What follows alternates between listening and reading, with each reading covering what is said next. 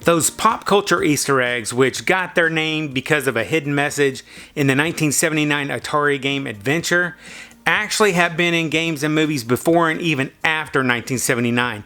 But in the 80s, Easter eggs were taken to a whole new level. One of the best parts about 80s movies is finding those pop culture secrets that we love to hunt down. Called Easter eggs because they're fun to look for and usually pretty easy to find, filmmakers have been putting these little gems in movies for a while.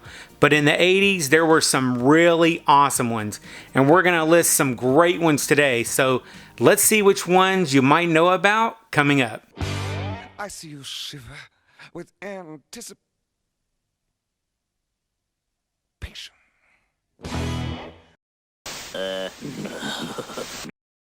Starting off the list at number 10, here's one from the 1989 movie Batman.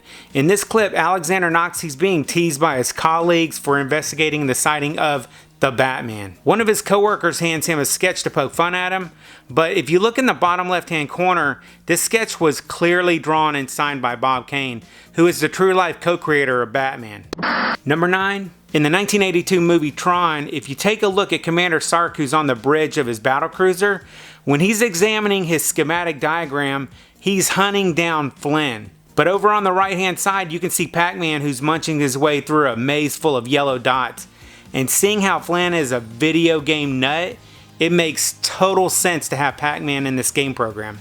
For number 8, during the Well of Souls scene in Raiders of the Lost Ark, R2-D2 and C-3PO are engraved in a gold pillar. It's sort of quick, so you almost need to pause the movie so you don't miss it. But this looks like Steven Spielberg was giving a nice shout out to Star Wars creator George Lucas. Number 7. Although John Capellas had a small part in the Breakfast Club as the janitor, at the beginning of the movie there is a plaque that's showcasing past candidates of basically a most likely to succeed.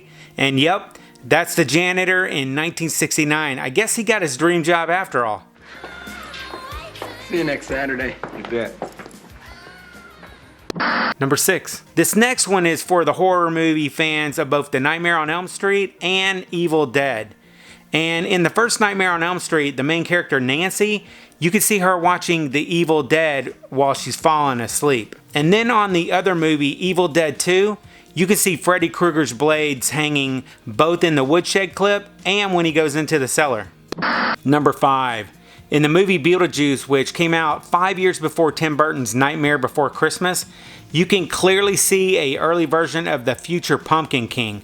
Now, Tim Burton actually thought up the character concept for Jack Skellington in 1982, but we wouldn't see him in his own movie until 1993 when The Nightmare Before Christmas first comes out. Number 4, in Back to the Future, Doc Brown and Marty McFly originally meet at Twin Pines Mall to travel back in time. The Twin Pines Mall is named after a ranch that has 2 pine trees on it. But after Marty runs over one of the pines in 1955, the future has been altered, and when he returns near the end of the movie to prevent Brown's death, the mall's name has been altered to reflect Marty's accident.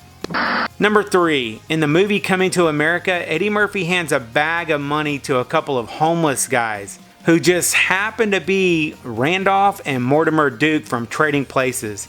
The Duke brothers are homeless because Murphy himself caused them to go bankrupt, and then he gave them back their riches in Coming to America. Mortimer, we're back. Number 2, believe it or not, the Millennium Falcon is actually in the movie Spaceballs. Near the end of the movie, when Barf and Lone Star are at Gus's Galaxy Grill, as the camera zooms up to the space dock, the Millennium Falcon is actually parked beside the diner. Number 1, in the Goonies movie from 1985, Jake, who's one of the Fratelli brothers, he wears a fedora hat in the film. That hat is none other than Indiana Jones' iconic hat from Raiders of the Lost Ark and Temple of Doom. Steven Spielberg took it from the Indiana Jones set and brought it to the Goonies filming for Jake to wear. I'm glad it's over. It's the toughest job I ever had. Hope you enjoyed this video. Thanks for going on this little egg hunt with me. If you know of any good Easter eggs from movies, let me know in the comments down below. I'll catch you guys on the flip side, and remember, if it ain't retro, it ain't worth watching.